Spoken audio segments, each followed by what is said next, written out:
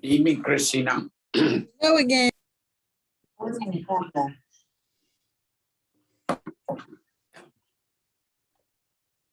I believe it is 5:30, and thank you all commissioners and airport staff for joining our April 20th Palm Springs Airport Commission meeting at 5:30.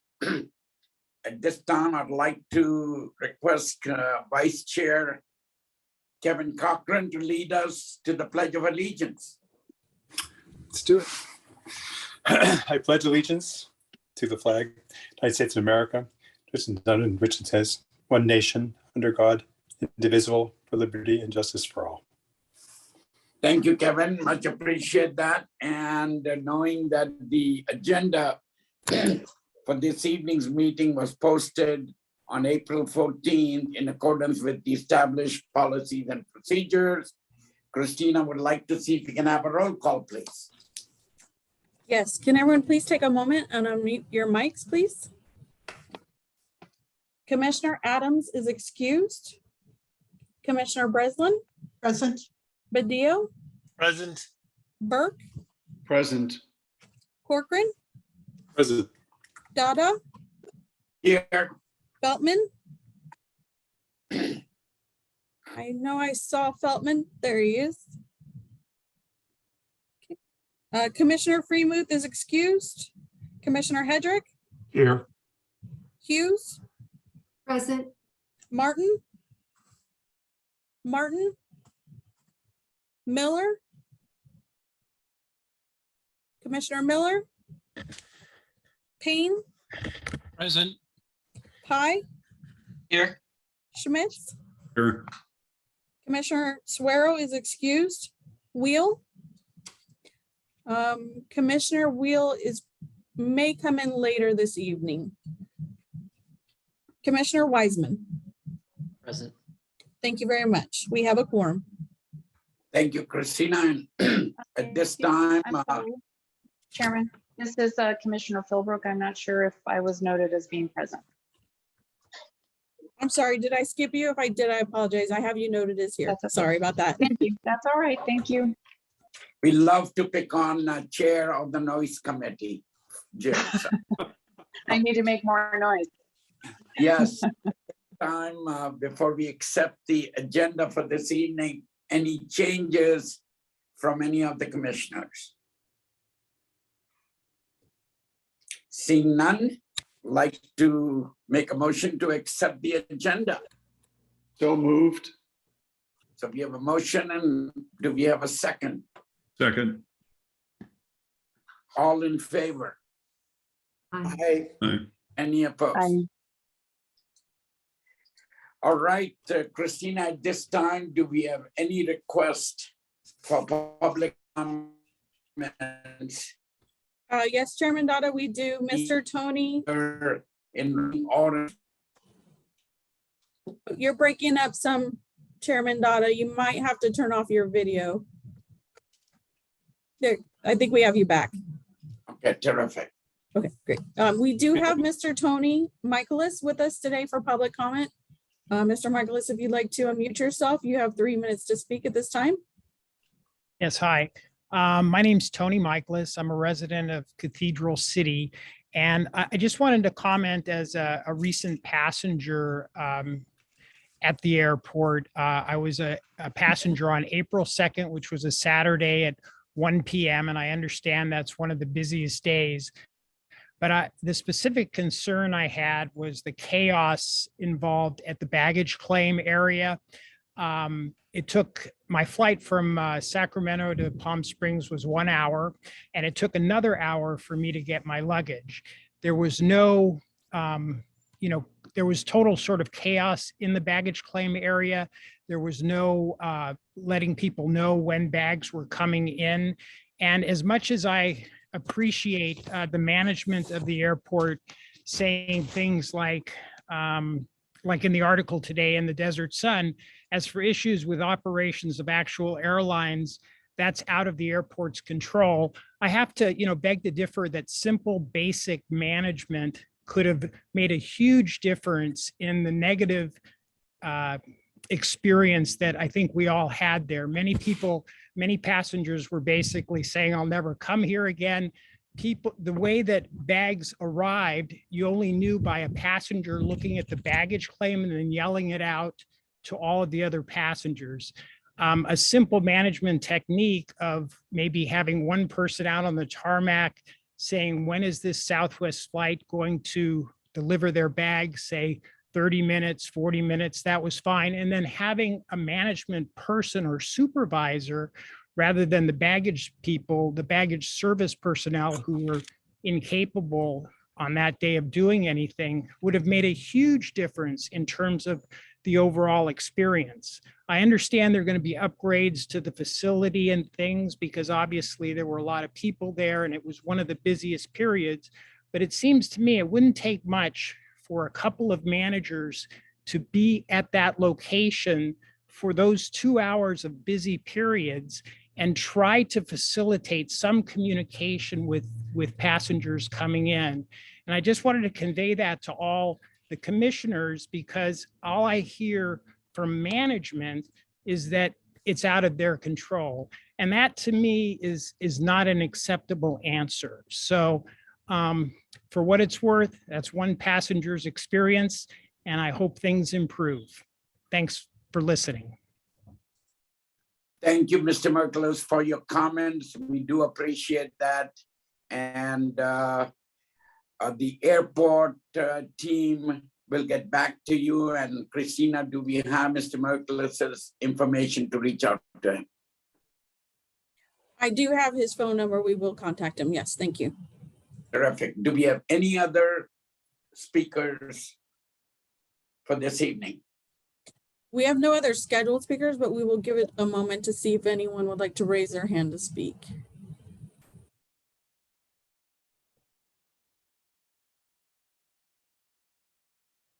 And Chairman Dada, it appears that we do not have any other speakers for this portion of the meeting. All right, thank you so much. We'll close the public comment session. We move on and I will entertain a motion to approve the minutes from our last meeting of March. So moved. I have a So we have correction. motion and a second. Any changes to them? Chairman Dada, Yes, I have a correction please. on page 4 of the 8. Second paragraph, Ms. Gately said that there would be 20 benefited and well-paying jobs. And I asked the question, what does she mean? And supposedly somebody was going to get back, but there was a question asked what they meant by well-paying jobs. That's my correction. I'm sorry. So I understand what is is it a correction or you're asking for a follow-up on it? Well, the thing is, the fact that I asked the question is not in the minutes. We only record what is spoken in the minutes. And that- But I do believe that Executive Director Barrett will address your question in the meeting today. Okay, thank you. You're welcome. Thank you, sir. So we have a motion and a second. All in favor? Aye. Aye. Any opposed? Any abstention? Seeing none, we move on to any presentations. Do we have our city manager? Chairman Dada, the city manager had a Measure J meeting tonight, so he will not be attending. Correct. Okay. We will move on. Any discussion and action items? Seeing none, we move on to Harry, the Executive Director's report. Thank you, Chairman Dada. I have quite a few things I want to touch on tonight. First, to provide a briefing, the monthly briefing on noise complaints. It appears we had 9 total complaints over the month of March. There were 8 commercial aircraft complaints and 1 general aviation complaint. It appears that 4 of those complaints came from the Rancho Mirage area, about 4.5 miles out. The remaining of those complaints came from more than 13 miles out. So just wanted to provide that to you. I mentioned to the noise committee earlier today that we are starting to receive a lot of interest in noise around the airport, specific to commercial aircraft.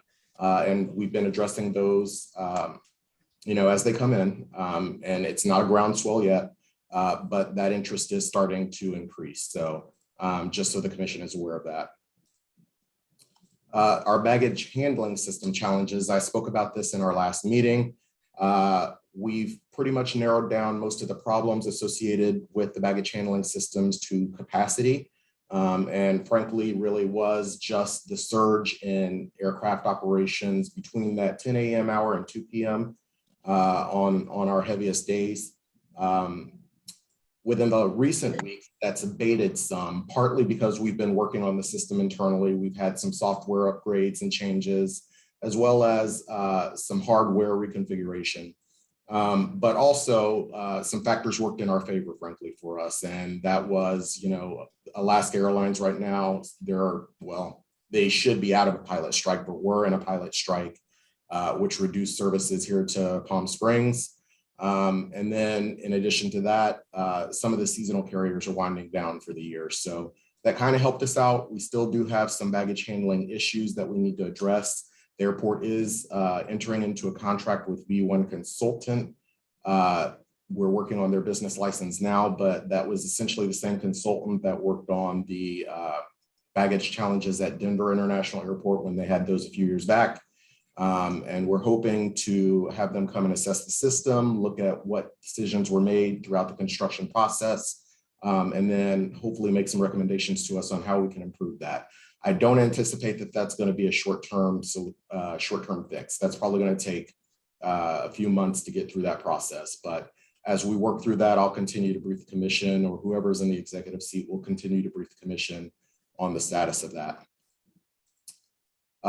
With the broader topic of capacity, we recognize that there.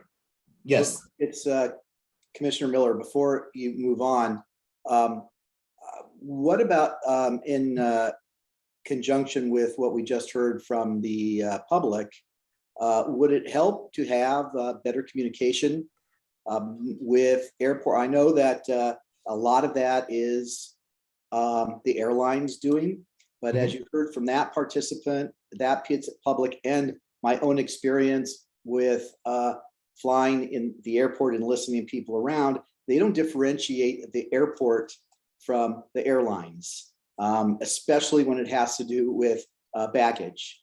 And I think we are starting to get a black eye because of the situation.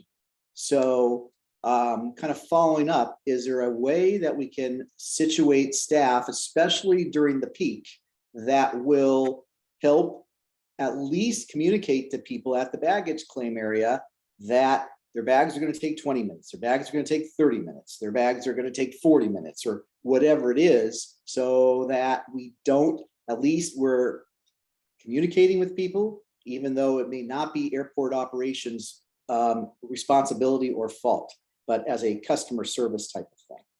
So Commissioner Miller, you just stole my thunder. I was actually rolling right into that. Sorry. The broader capacity issue. So yes, there are things that we can do internally on staff, and we've started to implement some of those measures already.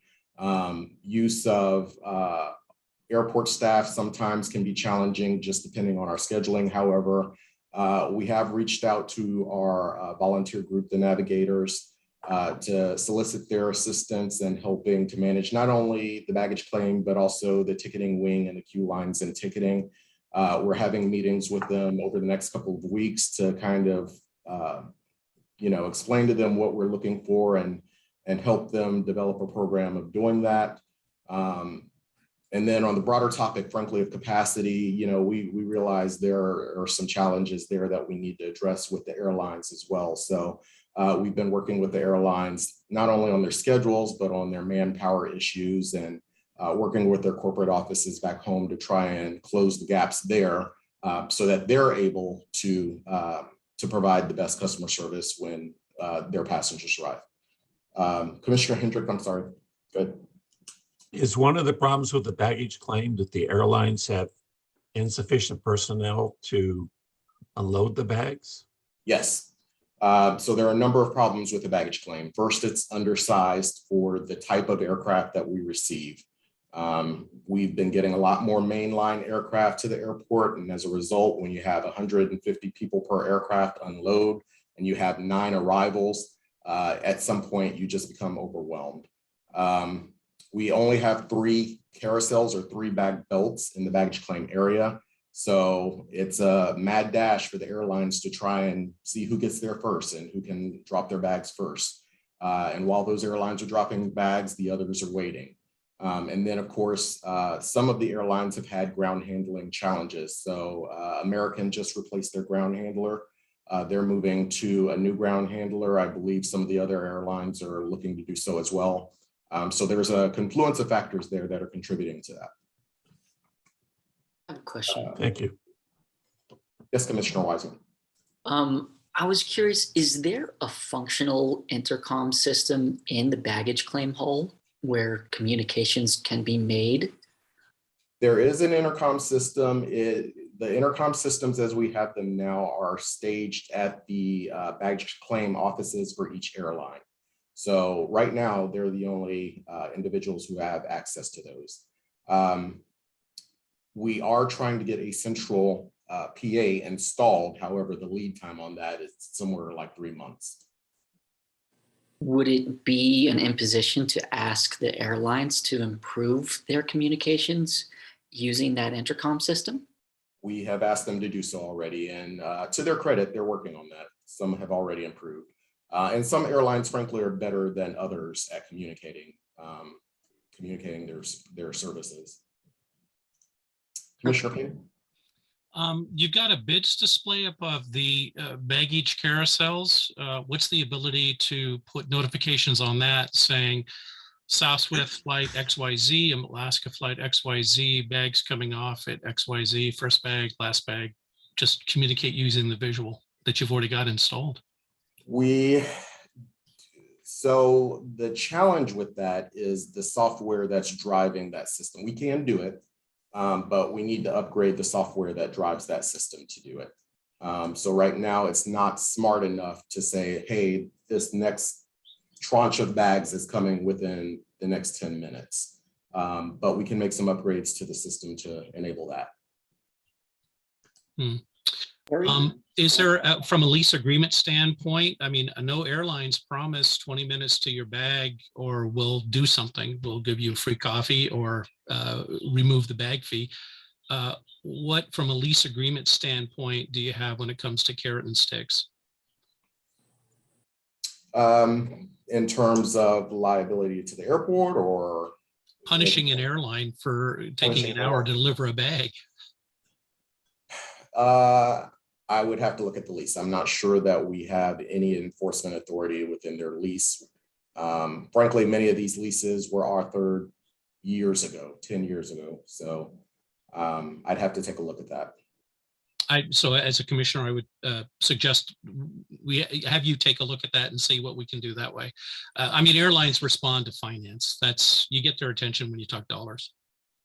I'm going to chime in on that a little bit. So on time of Allegiant, I did a lot of airline lease negotiations. There's not a trigger in our current lease that allows us to say punish a carrier for doing that. And going into lease negotiations to do that, no airlines will sign on to that. There's been many airports across the country that have tried that. Airlines fight it vigorously and will not end up signing the lease and agreeing to it. So it'd be very, very difficult to try and enforce something like that, especially do a financial punishment. They would never agree to it in a lease also. I know every carrier here that we have, I have been across the table from the lease negotiations. Every single one of them will not agree to it and won't sign a lease with that language in there. And then I did. Very difficult. And then what you do is you have a wall of shame, right? So you basically track the airlines that are providing the worst service and you make it public and you let the passengers take care of it for you. Yeah, I would advise against that too on just a PIO and partnership with our airlines. And I don't want to alienate our airlines partners, have them go against that. That would not be in our best interest. But isn't the, Mr. Barrett, isn't the real problem is we don't have enough room to process all the bags coming out? So the fact if the airlines are lined up waiting to put the bags on, we have to have the capacity to offload them. That's exactly right. It really is a facility Our issue. problem. And it was never, I don't want to say it was never planned for. I believe there was a plan to expand baggage claim, but that kind of died a little bit when COVID hit. So that's something that we're exploring now. Actually, we've put in for grant funding for baggage claim expansion and development. We'll see where the FAA lands on that, but you know, it really truly is a facility capacity issue. Well, Harry, is there a way to, at least, I think Commissioner Payne had a good idea in terms of the software update. Is there a way to really call this, because it's almost like an emergency to get that software update so you don't have to go through 30, 60, 90, 120, 180 days, but you can get that software fairly quickly, implemented quickly, so at least there's a visual that would help alleviate some of the situation. Isn't there a fast path for that? So fast, I'm not sure. I'd have to go through the city's IT department, but we can certainly take that back as an action item and check. Okay, because I know the council has a mechanism for emergency allocations. And, you know, if you can demonstrate this, and I think it's pretty easily demonstrated, and by a very articulate member of the public, actually, that this is really needed. And at least it's showing people that we're trying, the passengers were trying to alleviate the situation, because the capacity situation is not a 1 year or even 2 year, problem solving. I mean, that's a 4 or 5 year problem solving, unless miraculously we can build baggage claim areas, maybe prefab, but who knows? Yeah, we can certainly take it back to our IT department and check. On an emergency basis, probably not. So the law is really restrictive on what we can do and what we can classify as an emergency, essentially. Harry, is that what's the problem? You don't have the funding to fix it, or you can't escalate it and prioritize it with the vendor? I'm lost at the problem.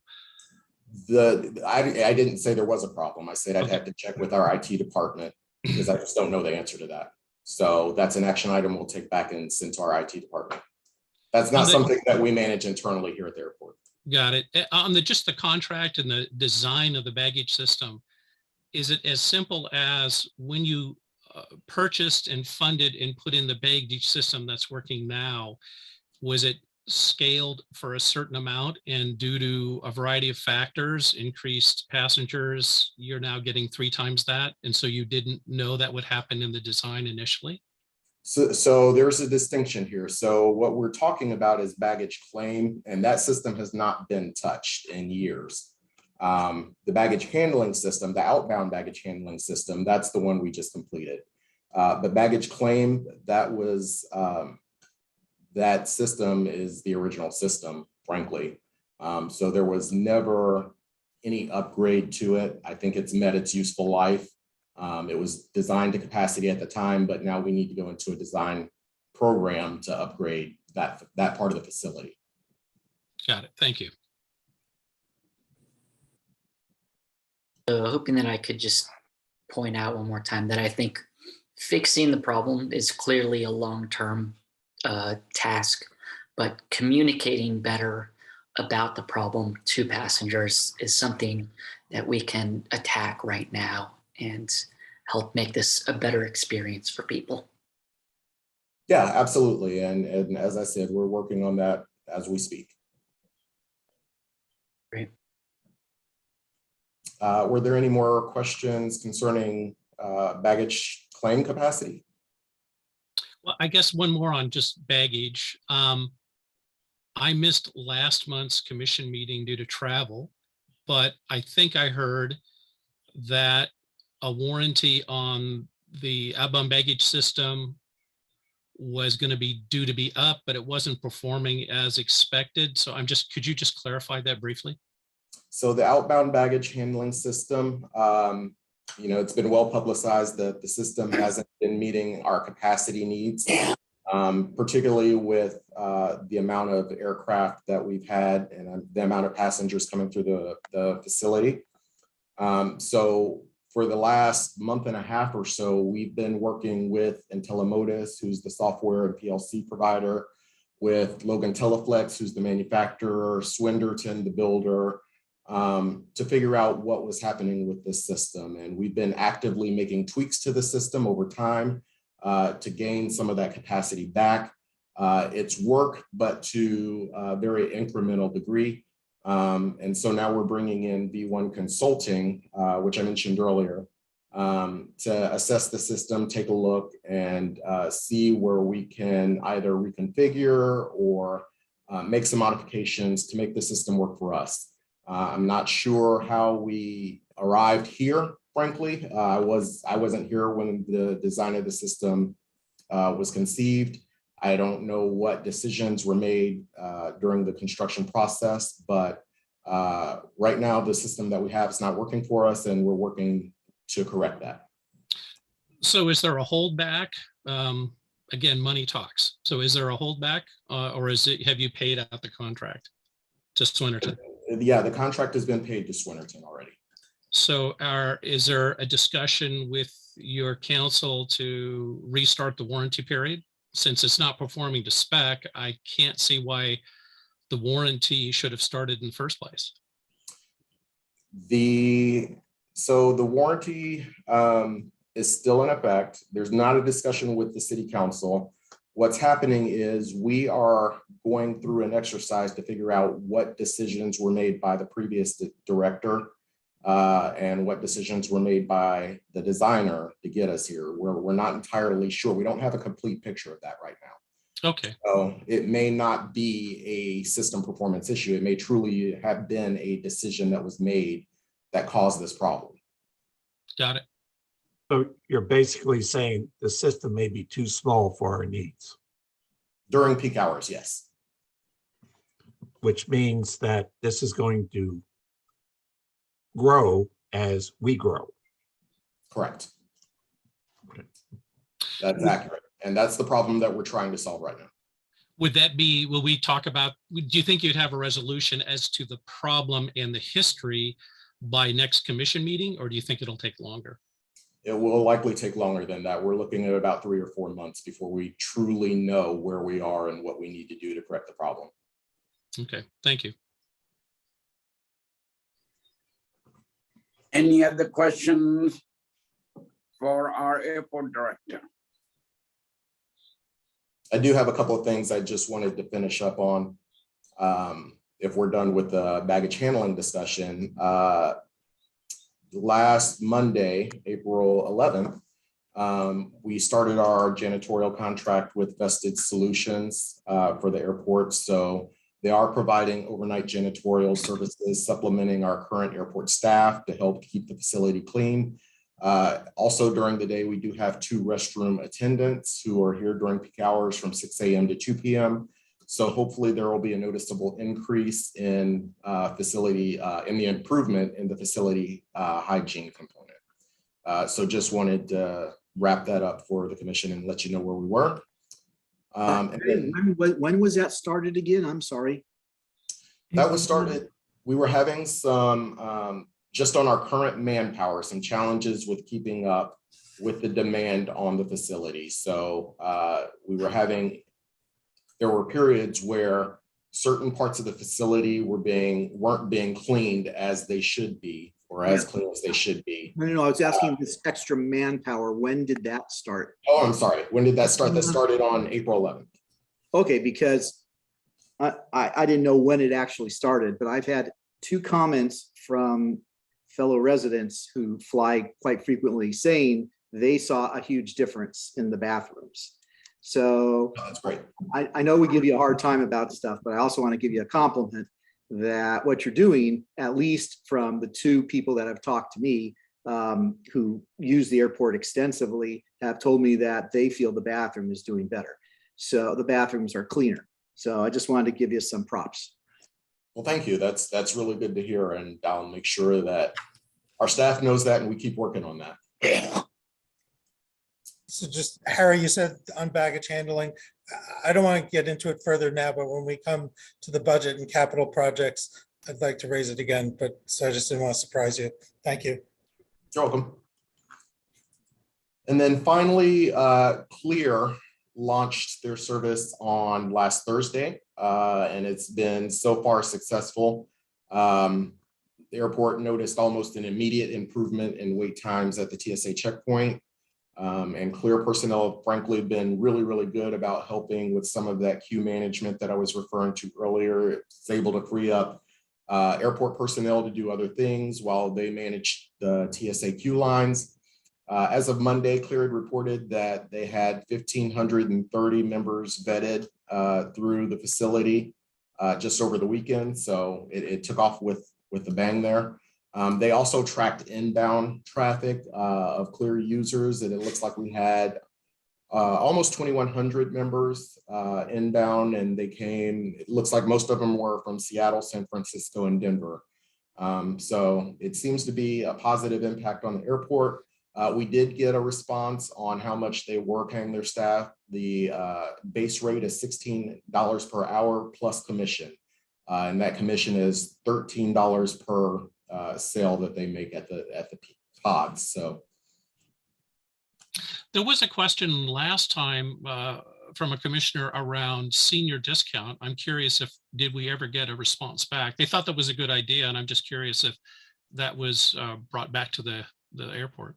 an official response, no, we have not received one, but we can follow up. Maybe Thank we could hire Clear to do baggage handling.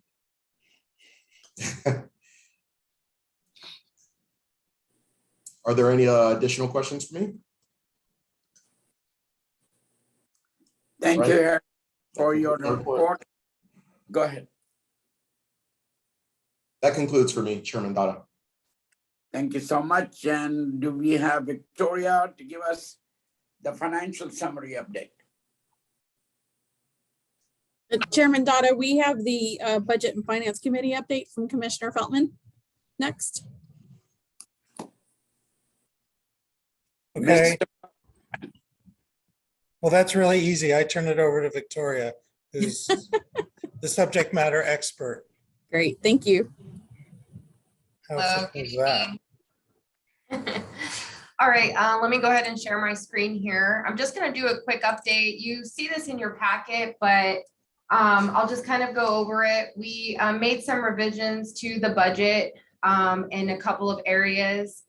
And we actually are we're getting really close to presenting this to council.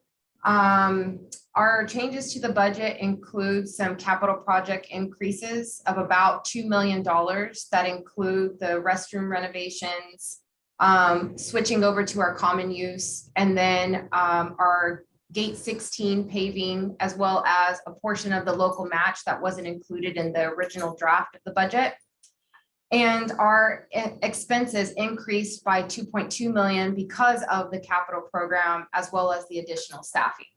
So overall, for the final budget for each of our funds, so recall we have 4 funds.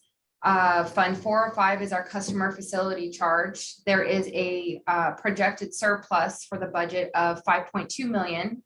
And then our fund 410, which is our passenger facility charge, has a projected budget of 4.3 of a surplus. Our airport operation and maintenance fund 415 has a surplus of 7.7 million. And then our capital projects fund has a net balance of 0, which is pretty much we are getting whatever revenues we're getting for our FAA grants, or even money that we're transferring from fund 415 into fund 416 to fund our capital projects. Our revenues and expenses should net to a 0. So those are the only changes for the upcoming budget. Any questions? Okay, can I move on or do? Well, yeah, I have a question. So obviously we've spent a lot of time in this meeting talking about baggage handling and any improvement there that's not incremental, that's a step change is going to require a capital project. Are we budgeting at all for R&D or some startup phase of that project? I know because of the physical plant, we run into the, the rental car facilities, and it's sort of a cascading series of issues, but nonetheless, can you remind us what is in this budget, if anything, for creating a project around baggage handling changes, strategic changes? Are we, so you're referencing baggage handling, not baggage claim? Baggage claims, sorry, bad nomenclature. Okay, no worries, no worries. So baggage claim, we do have that scheduled for a future project, and we are proposing to utilize FAA funding for that project. As to start the planning project for it, we do have funds available in our operation and maintenance fund, depending on the cost of that project. But there is funding available to kind of get started and start doing, like you said, the research and development of it. So there is some available funding in there. We do have a cushion there, but primarily it's going to be funded through FAA grant funding. Which we already have, or we have to secure? It's an automatic, what is it? Entitlement funding that we get every single year because of our airport size. It's about $4.1 million every year. And then if we don't use any of it, we roll it over, like some of it, if there's any remaining, we roll it over to the next year. So it's just an automatic funding that we get from the FAA. So there's no funding barrier to starting that project? Right, no, we just have to. Decided. Right. And we just have to apply for it. We have to submit our application to the FAA. The FAA already has a 5-year plan that we've submitted this past year. So that is one thing that is on the 5-year plan. And so they're aware, they're kind of already allocating funds to us for those projects. They kind of do like a pre-approval process. And then during the fiscal year, we submit our application to them for the specific projects that we're going to work on during that federal fiscal year.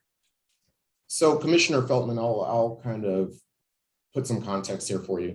What usually happens in our planning process, specifically when we're dealing with things like federal funds or PFCs, we typically have to develop a 5-year outlook for the FAA, and they prioritize that outlook, trying to balance that between capacity and safety issues.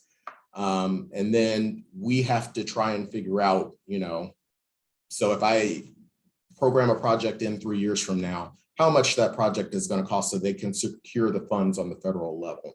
So we had already programmed the baggage claim in a couple of years ago.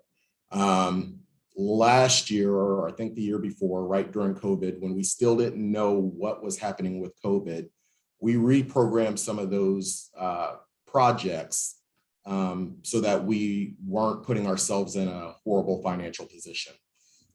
So right now, I think the baggage claim is identified for construction or for design and construction somewhere in 2024, 2025. However, with some of those other grant opportunities that we have recently that the FAA has announced, we're trying to pull some of those projects forward so that we can get them executed sooner. So Harry, is the funding in Victoria's spreadsheet or PowerPoint in front of us? It's part of that 33 or the 12 number, or is it outside of the numbers being shown today, right now? It's outside of those numbers being shown today. Okay. However, we're working with the FAA to basically manipulate this so that we can work on some of the other projects that are in the out years a little sooner. Got it. So it sounds like you're not worried about getting the money. You feel pretty confident you'll get the money. It's trying to move it up and be able to use it sooner. Correct. Got it. Thank you. And then just a reminder, the grant funds, they're on a reimbursement basis. So we will get reimbursed for whatever we're expending for some of the projects that are related to those FAA projects. It might help, I know maybe for Commissioner Feltman, but certainly for myself, if we identified that as a specific line item in a list of projects so that other commissioners could see that that is something that's going to happen, that is part of the budget. And then it would at least make some of us feel better that that is going to be addressed in the future. Okay, thank you. Is there a list, Victoria, that of the capital projects that are currently funded and ongoing versus what you expect to come down the line by year? Is that something that could be provided outside of this meeting? So we typically provide the breakdown of what we're trying to do for our capital projects in the Budget and Finance Committee. So that was in the Budget and Finance Committee's packet of what we're proposing for the future fiscal year. And then previously we had that broken out in the prior fiscal year, which what we're currently in, showing what kind of projects we're doing. Got it. Is it in the 5-year capital plan though, Victoria? Yes, it should be, because it is one of the, it's a part of the projects, yes. Okay, thank you.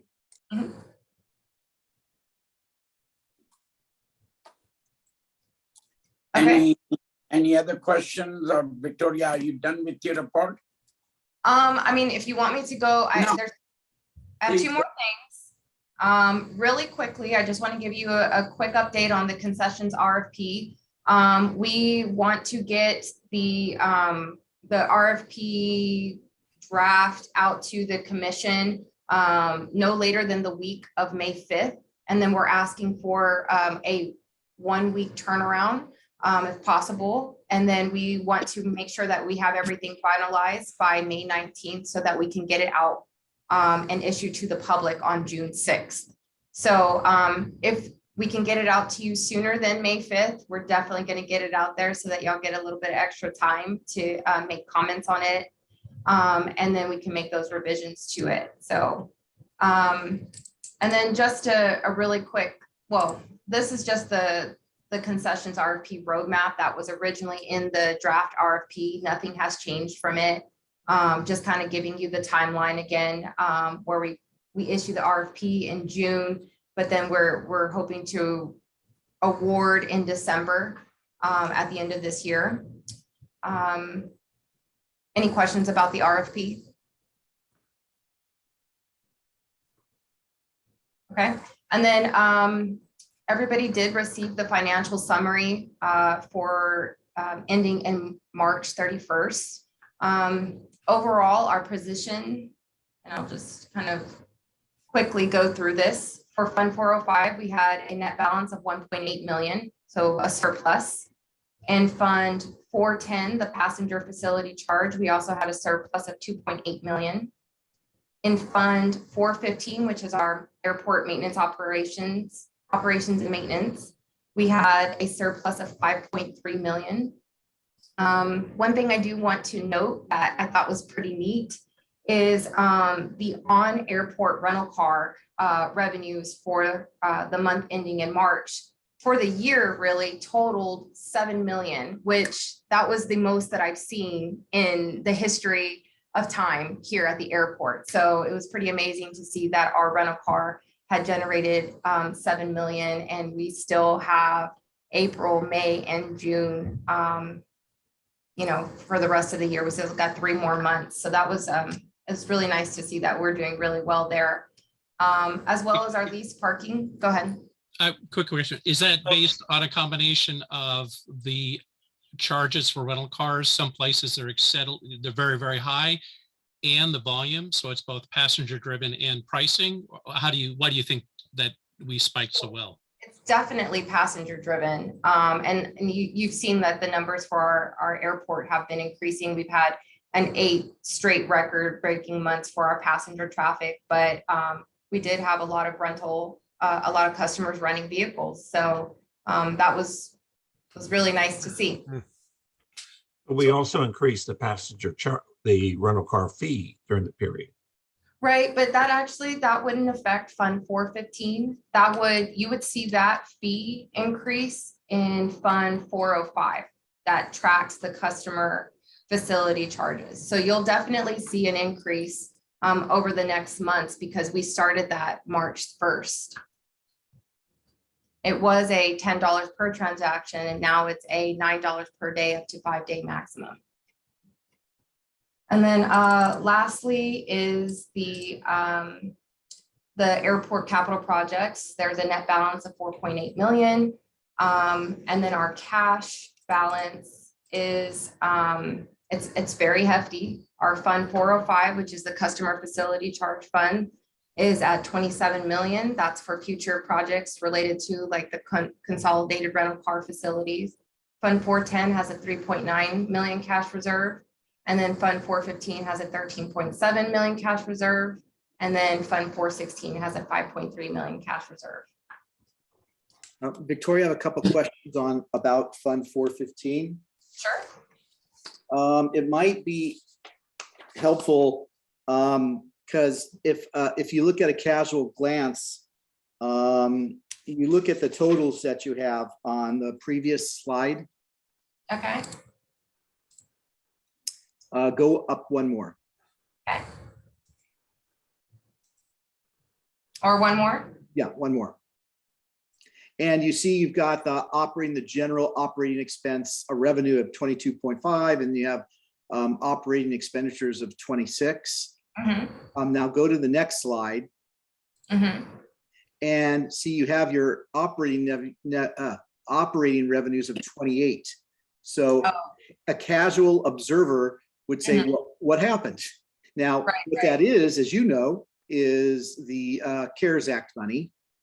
And so it may be useful, and just a suggestion is to take that and put it separately.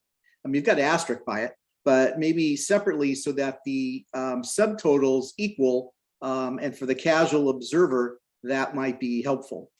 And so just as a suggestion, again, it's the accountant in me, I guess. But so the other thing is that I wanted to ask, in terms of your expenditures, now, you know, obviously on the details of the expenditures, the city has not taken its PERS cost recovery yet.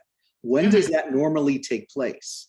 Yeah, it actually takes place at the end of the year. So we'll see that it's probably in June, July, when we're getting ready to close the year. Honestly, we don't really close it until later on, maybe August, September. So it'll happen between June through September. Okay, so taking that out of the equation, because that really is owed, it's just not reflected because this is as of March 31st. What do you or Harry attribute to such a good or such the savings that you're having in terms of your expenses? I mean, you can see some of them within these details, but in a general overall, is that everyone's belt tightening, or, you know, what do you attribute to this? Right. And, you know, if you look at it compared to prior years, so you see fiscal year 21 and then even fiscal year 19, we are a little bit higher, like, let's just say about 2 million higher than the prior 2 years. So we were always averaging almost 5 million. So I guess more like 1.4 million of a difference. So we are higher than prior years. We're just lower than what we had originally anticipated. So, I mean, ideally, we're actually doing pretty well compared to, I mean, all of our expenses for like our labor, our benefits, and even just like purchasing items for the airport. We're definitely like making sure that we're conscious with what we're spending on. So we are higher than prior years, but we're not outrageously high for this year. So we're still pretty good. I think we're managing our expenses pretty well. Well, no, I think you're doing more than pretty well, but, you know, there might be needs because you're having such high revenues and such low expenses. Are there needs that you maybe originally didn't budget for that you can use these extra dollars for? I know the commission over the last 8 or 9 months and the budget committee has talked about some needs that might need to be funded, but is there any talk with staff about doing that? Well, and Harry can even jump in on this one, but we are intending, because we do need additional staff here at the airport to help in some areas that we are, needing some extra attention. We are looking to increase our staff so that we can make sure that we provide that excellent customer service to our passengers. So some of them, to give you some light, is like our custodial workers. We're looking to get additional custodial workers to help and make sure that the cleanliness of the airport is, up to a really good standard where our passengers are happy with what we have here. And then even like our operational specialists and our maintenance supervisors, we're trying to get additional staffing in the upcoming budget so that we can make sure we can cover areas that need that extra attention. So the expenses are going to go up, as you saw probably in the budget. Expenses are going up, and we're going to need that additional staffing. That was going to be my question, Victoria. When I look at the wheel, that's all encompassing. But the majority of that, I'm guessing, is going to be labor, or is it not true? Yeah, you're absolutely right. Salaries and benefits is a good portion of what's within each individual department. And of course, you have the other contractual services and materials and supplies that is added in there. And Sure. for terminal building operations and airport, terminal building ops is probably where you're going to see a lot of our contractual services and our materials and supplies. And then as you see, like airport fire rescue, and then airport administration, and even the control center operations, those areas have a good influx of expenses there because of the type of services that those departments provide. How hard would it be to show just head count per cheese wedge, I'll call it, and what you want to hire into? So to the answer to Scott's question, you want to add some custodial. So you've got, I'll make up numbers, you've got 9 custodial on 3 shifts, and you're going to add 2 more. So when we go around the wheel, we could see current head count and then the desired head count going into FY23. I believe that was something that we presented at our budget and finance committee. If it's there, I'll get it from that. Yeah, Commissioner Feltman, correct me if I'm wrong. But then again, we can also go back and take a look and make sure that that was something we provided and discussed. Well, we discussed new positions that you were requesting. I'm not 100% sure that we had thoroughly discussed current positions. We did discuss a little bit in terms of why that you guys were having an issue getting qualified candidates for the positions that you were floating. But I'm not sure about that. So it may have been in the paperwork, but I don't remember, unless David, you remember discussing that specifically. I do not recall that. Okay, so maybe that's a good discussion for the next meeting. Yeah, absolutely. Thank you. Are we finding better candidates for positions, Harry? Depends on the position. So generally, yes, we're finding better candidates, but there are always going to be concerns about, the quality of candidate. There are a certain amount of candidates that we send through the vetting process that are disqualified because they have a criminal history, for example. They may have the skills, the competency, the eagerness, they may want to come to work, but we can't bring them onto the airport staff because they can't be badged.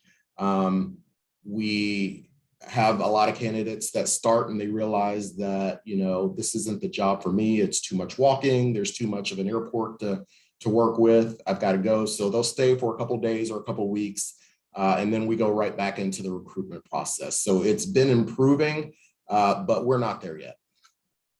Okay, thank you. Okay. I believe that concludes my presentation. Great job, Victoria. Much appreciate that. Thank you. Harry, do we have anyone else in your team to give us any other reports? I believe Daniel wanted to speak to something, but I'll defer to him. Daniel, go ahead. I have a full presentation if you'd like.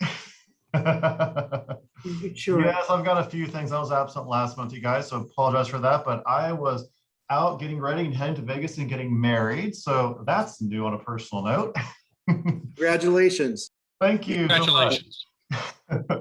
All right, so I got a few things to go through. I'll try and take up too much of your time this evening. So as Harry mentioned earlier, Clear has finally arrived at PSP. It's very exciting. I want to say a big thank you and good job to Harry. This was his initiative. I thought it was great that he had a insight or foresight to bring it, especially with all this capacity constraints and lines we've been seeing all the passengers. You know, it's an expedited security lane. They use biometrics to verify your identity in lieu of.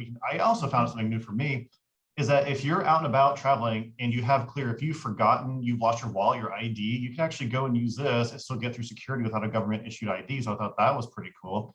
And again, it also helps to alleviate some of the lines at the checkpoint. And I also kind of want to point out, I was actually on a conference call and talked to some peer airports like Santa Barbara, Santa Rosa, which is Napa Valley, and then Redding.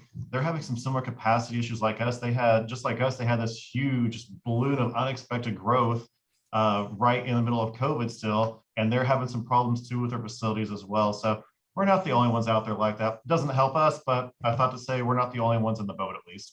Quick update on air service. March passenger numbers was our 8th passenger record since June 2021. January and February weren't, but we have Omicron to thank for that. Previous record was also set in 2019. We beat it by 0.8%, not a huge surpass on that, but still it's a new record, so I think it's great. Since the last committee meeting, Allegiant has notified us they will be putting Bellingham on a temporary suspension for June, July, and August. They are citing staff shortages, so they just aren't able to operate those, unfortunately. So Bellingham is now scheduled to end on May 30th and return on September 2nd. Allegiant primarily uses Bellingham as a Vancouver airport. They spend all their advertising, and I know this when I worked there as one of the airports I managed at one point in time. All the advertising really goes in the Vancouver metro area to bring travelers across the border, then to fly out as a domestic passenger in the US. But so we aren't still losing access to Vancouver because WestJet is still going to be operating Vancouver throughout the summer. It's a year-round route. So we'll still have air access to that market, which is an important market, I know, to us. So unfortunately, I thought our summer routes were going to be at 16. We're now going to be at 15, but we're still 5 routes ahead of summer 2019 when we had 10. And that was the busiest year on record. We'll see how this year turns out. Scheduled seats coming up. So looking at May, June, July, and August. This year, 2022 is in the gold bar, last year in the black bar, and then 2019 for comparison's sake in the kind of like blue bar. On the right, you can see May is up. May this year compared to 21 last year is up 26.7% in available departing seats. Also same for arriving seats. A seat flies in, it's got to fly out. So those arriving seats are also increasing. June is up 25% compared to 2022. July is up 17% compared to 21. July is up 17% to last year. And then August is looking at 26%. So last year we were even busier. We had more seats than we did in 2019. This year we have more seats than we did last summer. So our valley of tourism in the summertime is getting shallower, which is great for our year-round traffic. Fun note, July seats for this year are up 86% compared to 2019. I thought that was a fun little fact. On the marketing front, so advertising, we're changing over to our summer ads. We're focusing on our 15 summer routes where people can still fly throughout the country and all the connection opportunities from Palm Springs. Also focusing on saving time, flying local, you know, especially with gas prices now, maybe encouraging more people to save the gas and just start flying from Palm Springs instead. Something else we're working on too, we're going into is sponsorships with radio stations. I actually had 2 radio stations approach me within like a week of each other, similar programs. So one here in the Coachella Valley being KG 106.5 FM. They're giving away a European vacation. So they're giving away a vacation. It's a river cruise on the Danube River. And then they're including airfare with it. The airport is not paying for the vacation or the airfare. The station is paying for the airfare. And then they had another a travel agency in town donated or gave them the vacation on the river. And so what they did, they're actually selling sponsorships. They had 2 sponsorships available because they're doing the promotion is going to be in 2 months. I think it's this month and July, if I remember correctly. So I decided that it was actually pretty cheap. It was total of $2,500. I decided to get both sponsorships. And that airtime, they'll be mentioned, you know, as the presenting, you know, presented by Palm Springs International Airport with a little blurb about, you know, 15 routes, fly local, something like that. And it's valued at $7,000, so a good little return on our investment. And one thing I put in there is that that I required for us to sponsor is that the winner must fly from Palm Springs. Then again, after this one came up, then we had KCAL 99.9 come to me with a similar one. It's one of the most listened to stations, one of the top stations in the Inland Empire. They're giving away a trip to Aftershock. So if you're not familiar, and I wasn't, it's basically the rock/metal music kind of version of Coachella. Pretty big deal, I'm told, and it's actually in Sacramento. So we'll be average. So they are going to, and the same thing here, they're putting together the whole package and they're buying the airfare. We're not paying any of that. We're just buying the sponsorship for it so we can be presented by Palm Springs Airport. And another thing, they're also buying the ticket on the nonstop airfare on Southwest. And another thing I agreed to is that they must fly to and from Palm Springs. So even if they live next to Ontario, if they want to, they got to drive out here. What's great about this one though, is that sponsorship was $2,000 total, and the airtime we're getting, all the mentions, is valued over almost at $37,000. So that was a great return for our investment on that one. So I definitely was eager to snap up. Some of the things we have coming to you guys, we have issued an RFP for a new brand and website. This is part of the adopted marketing communications plan that we had completed for us late last year. It's been issued, proposals have been received. The selection committee will be meeting on April 25th, Monday of next week, to select a proposal. And the winning proposal we brought to you guys, the commission, for review and consideration to decide if we should go ahead and advance it to the council. We'll bring that to you guys at your May meeting for review and approval. And then once you guys approve, if you decide to approve it at least, the winning proposal, it'll go to city council, the very next possible meeting we'll able to get it to them at. Hopefully by in May if we're able to. Selection committee is made up of myself, Harry, Victoria, also Amy Blaisdell, Director of Communications, City of Palm Springs, many of you probably know her, and also Colleen Pace, Chief Marketing and Sales Officer of Visit Greater Palm Springs. It's also important to have her, not only for her expertise, but also in knowledge, but also just because being, and like I say a lot, we have Palm Springs in the name, we're in the City of Palm Springs, we're owned by the City of Palm Springs, but also we're really the airport for the entire Coachella Valley. So I think it's important to have Colleen and Visit GPS on there to help represent, the Greater Valley as a whole as part of developing a new brand and website. They'll kind of be developed in parallel, getting a new brand and launching a new matching website together.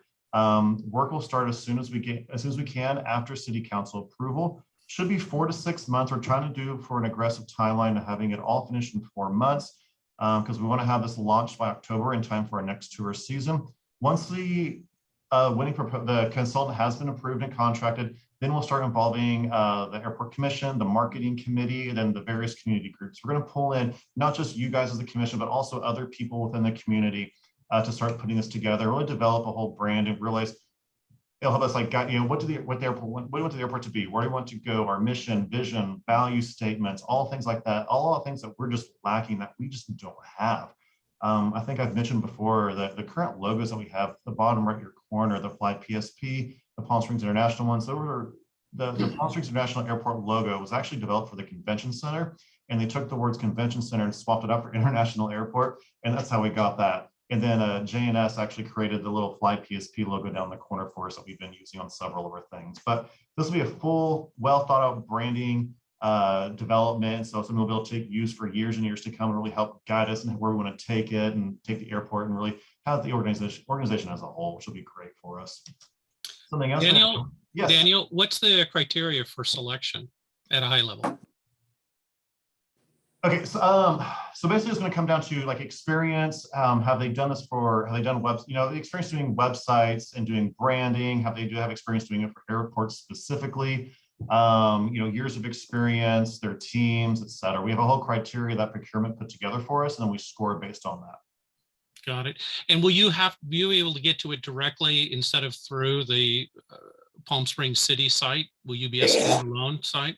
Oh, you mean the website? Yes. Currently, we actually have a standalone site. I think there's still a link on the city's website. It used to be housed on their website, and I believe it was January. I think it was about a year ago, right? Kind of right before COVID. Actually, January 2020, I believe, if I remember correctly, it was before my time. But they launched a separate one, which is housed at palmspringsairport.com. And that's where things housed right now. It's on a separate standalone website on its own hosting and all that. The city does own palmspringsairport.com. And if you guys remember, I think it was late last year, we purchased flypalmsprings.com and also flypsp.com. We've been using everything because we have that flypsp logo. That's everything we're pushing everything to. So the new website would be built at flypsp.com. That's the website address we use because it's shorter, easier to remember, and it directs to palmspringsairport.com right now. The new one we built at flypsp.com. That also matches all of our handles for all of our social media. So Facebook, Twitter, Instagram, that's all at flypsp. So really kind of making a cohesive brand with focusing on the flypsp and using basically our airport code is really what that is. Thank you. You're welcome. Next up, so we have an advertising RFP on the street currently. This can be one for an agency just to manage the day-to-day of our advertising program right now. The RFP has been issued and proposals are due April 26th. With the winning proposal, the goal is to have it to you guys for review at the May meeting to decide if you want to advance it to the council. We'll get it to following approval of commission. We'll take it to the council as soon as possible. And goal is to have work starting on July 1, which is the start of the next fiscal year. That selection committee is myself, Victoria, then also Kimber Foster. She's Director of Palm Springs Director of Palm Springs Tourism with Visit Greater Palm Springs. I don't know if any of you met her or not, but she's relatively new to the area, but she's working out of the offices in Rancho Mirage for Visit GPS, but she does have a big background in doing advertising and extensive experience with advertising agencies. And so she was recommended to us by the Visit Palm Springs, the Bureau of Tourism, and also Visit Greater Palm Springs as a member of this committee just for her past expertise. And so she'll be helping us make a selection on an agency to help us with our advertising. I want to reiterate that even though we'll have an outside agency handling, the media buying, the graphic design, the copywriting, all of that, it will be us having the final say on that. So we'll provide guidance of what we're looking for, what direction we want to go, and then they'll go out and develop all the copywriting and the graphics and everything for us, and we'll have final approval and everything. So before any money spent or any ads are put out there, the airport, we have final say and approval. So it's really just an extension of my staff, and it frees up some time for me and some bandwidth as well. I don't know if you guys have really run advertising campaigns or done media buys, but just doing all that stuff, and especially with the city doing the procurement process, all stuff lined up in the approvals, it just takes a lot of bandwidth. So I really need to free up some of my time for other projects that we have going on and coming down the pipeline, especially with the new brand and getting that launched and the brand launch plan, everything that goes into that. That'll be pretty time consuming this fall as well. So this will definitely take a bit off of my plate and help me. Also, another plus is ad agencies can negotiate better pricing because they do bulk buys. They'll take all their clients and do one mass buy from a radio station or TV, whatever. And because they're doing such a big purchase, much bigger than I would ever do, they can actually get that pricing down quite a bit better. So we'll be looking to bring that to you guys, hopefully in May, because our meeting for proposals, they're due the 26th, and then we should hopefully have the committee meet May 5th or 9th. And I know that's cutting kind of tight. We might bring it to you guys in June, but my goal is to have it in May, but it could be possibly June. So I think that's all I've got. Any questions from anybody? Could you explain the campaign you just talked about? And I think several months ago, there was a presentation by Aviatrix. I've got the name probably half right. Is that separate, or is that part of what you just explained at the advertising campaign? Yeah, well, so this is for an RFP to hire an agency to manage all the advertising for us. So currently I do everything myself. I have the graphics. We have some people do some graphics for us, and it's a website called canva.com, which is kind of like the amateur graphic designer. I'm not a graphic designer by trade. Got it. And so this will help bring people in. We can do a full cohesive campaign. We'll have our spring launch, a summer. Our cycles are going to be spring, summer, fall. Kind of go with the tourist season, the ebbs and flows of our flights, and how we decide what we're going to advertise. Aviatrix, what they did for us last year, you did have the name right. Aviatrix Communications is the full name. They developed the marketing and communications plan for us, and that is what kind of led to this. And the number one recommendation was for us, led to the first RFP, was to build a brand because we don't have one, and then also the natural extension is to develop a new website to match all of that. So Aviatrix. We have not hired anybody for it, but I believe they are bidding to do some of that work for us, along with many other entities. So the work that we talked about with Aviatrix, that's completed, and then that led to this RFP for the actual implementation. Exactly. Yeah. So they did a plan for us, and then now I'm just executing the plan and getting this brand together. I'm just taking the steps and just executing now. Super. So when we talk about new customers flying in and out of Palm Springs, that don't normally use it. What is that customer segment that was identified by Aviatrix or you identified that would be a net gain for our airport? What would be the new flyers? So it wasn't, I mean, so there's many segments identified. You know, you got your leisure people, your business people, et cetera, different ones. Now getting the new ones, it comes down to, we have our group that's not identify exactly which ones we're going to go after. It's like we have identified all the different types of people who use the airports, the kind of airport users, you know, visiting friends and family, leisure travelers, tourists, whatever, and then how we're going to message and communicate with them. And so that helps guide us kind of our advertising choices and our branding choices as well. So I guess you know where I'm going to go, right? So so how do I measure success? If I'm dropping $1, how do I know I've got a new passenger so I can justify dropping $2 because I'm going to get 3 more passengers? So what's that hard, cold metric that'll show me I've got new passengers? Yes. If you remember, oh gosh, was it January or December? When it was a presentation, I forget when we first brought the new incentive package to you guys. I want to say that was January actually. And we showed you guys how many new passengers we're getting. We had the examples of Oakland and Denver and Vegas and shows you how many passengers we're getting. That comes straight from the US DOT. So airlines have to report every month to the DOT, maybe per quarter. They have to report all their passengers they've flown. Well, they report to passengers to the US DOT, and that shows, you know, where people are flowing. So I can pull into DO and I can go to the numbers and see, okay, we had this many people leave PSP and go to Vegas, and they flew on the nonstop, or they flew this airline and made a connection. I can look historically before we had Vegas to see how many people were choosing to fly from here. And then we can see now and see what they're doing to do that. Now that just shows some people are actually flying out of here, supports, you know, our incentive program, things like that. Advertising on the other end, it depends on each different one. So billboard and radio, you don't really know. You get metrics from the agencies, you know, so from like Lamar billboards, they can say, hey, there's this much traffic by the billboard that goes by. And this is what kind of people, they can pull demographics. Here's what we're seeing on these roadways. Radio, same way. They have their QM reports and their different reports. We know like what their reach is, listenership, they know what their average age is, what kind of their habits are. So I can go through and say there's like a young, there's a station that's more pop, and it's like younger, say high school, but there's a station, which one of the stations I like to listen to, 106.9, is basically more of a 30 to 40 and up station. So more of it, and they have more propensity to travel. So that's information the radio stations give us. So I can say, yeah, that's a target radio. That aside, digital advertising is where we get most of the metrics. We can actually see we can see how many people are viewing it, how many people are clicking the links, how many people are taking it in. Once I place a social media ad or a digital ad, I can go on our analytics and see if people come to our website and see where they're coming from. Are they coming from our social ads? Are they coming from our Google, you know, search engine marketing ads? Where are we getting the most people coming from? And then I can also see on our website, where are they looking at? What's most information? What's the content they're really consuming? A lot of it, what I'm always focusing on is driving them to is our airlines and destinations page. So people see what airlines we have, what routes we have, things like that. Another backup we have, that's something that we have a software program is called Placer.ai.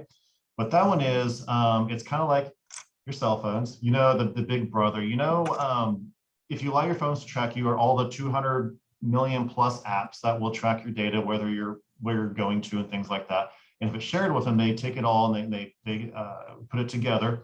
And then can tell us kind of where people are coming from. And you can see what areas they live in, by zip code and little polygons. And I can see, and they actually do it down a little bit more to kind of like neighborhoods. It's almost a bit scary how close they get. You don't identify, it's all aggregated.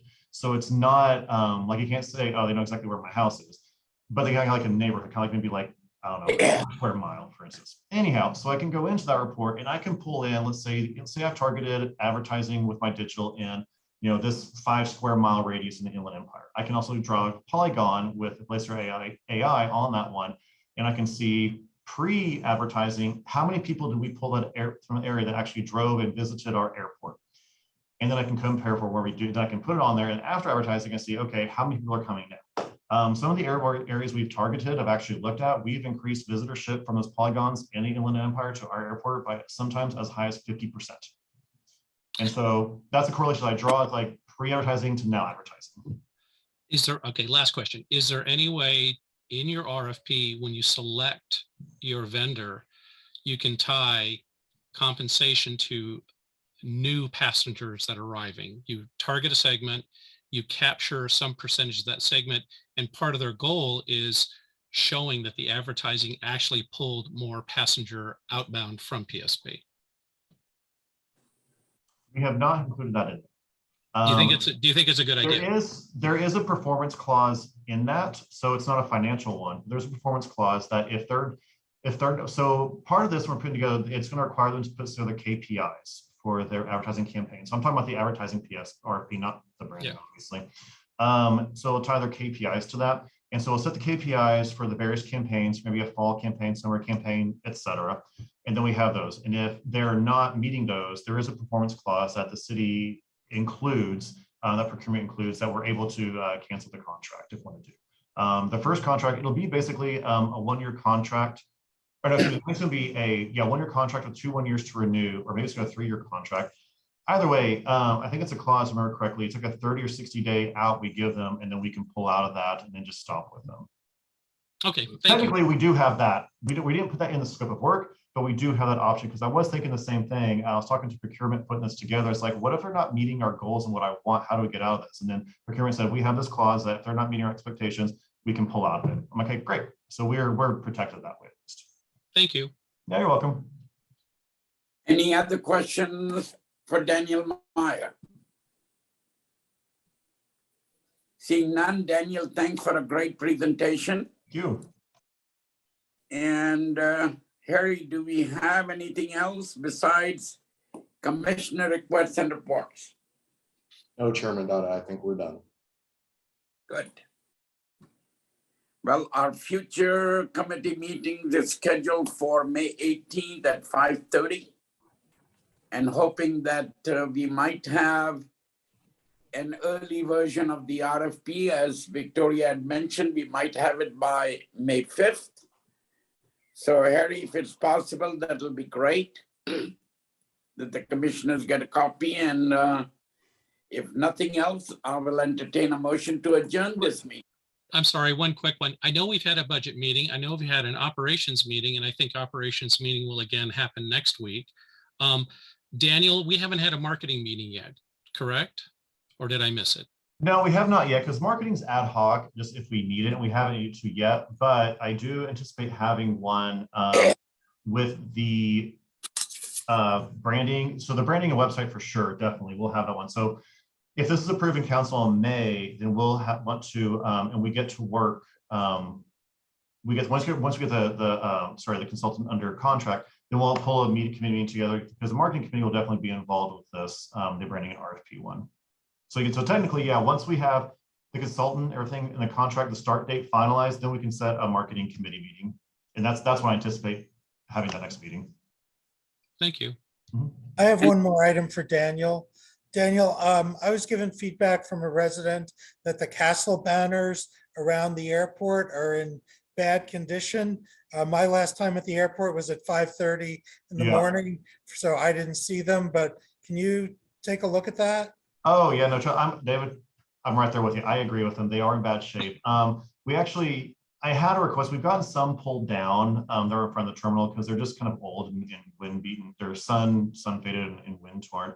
The others will be coming down. Just right now, with everything that's going on and how busy we are, and our staff, our ops staff and maintenance staff having to do other things to help and do with the baggage and things like that, it hasn't really been a priority. So once we start coming down, then we're going to get all those pulled down on the light poles.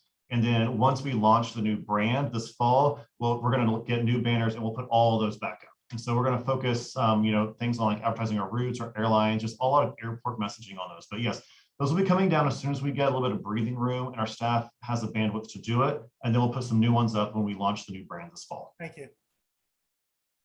And Commissioner Payne, we did have this afternoon, 4 o'clock, the noise committee meeting, and that was very, very brief. And we did have an individual that came in and spoke about his customer experience, which Harry and his team will handle that. That raises a question. Harry, I think every public comment has a response back. And I was talking to Christina at one point, and I think that the commission gets those responses as part of a package when they go out, and I can't remember seeing them. So And most of them are usually noise related and flight related.